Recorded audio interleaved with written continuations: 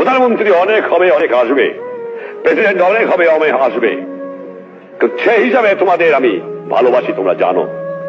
তোমরা সৎ পথে থেকো, মাতৃভূমিকে ভালোবাসো।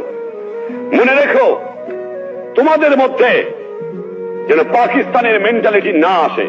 তোমরা পাকিস্তানের সৈনিক নও, তোমরা বাংলাদেশের সৈনিক। তোমরা হবে আমার পিপুলস আর্মি। তোমরা পেশাদার বাহিনী নয়, তোমরা শুধু সামরিক বাহিনী নও। তোমাদের দরকার হলে নিজের উৎপাদন করে খেয়ে তোমাদের দেশকে বাঁচতে হবে।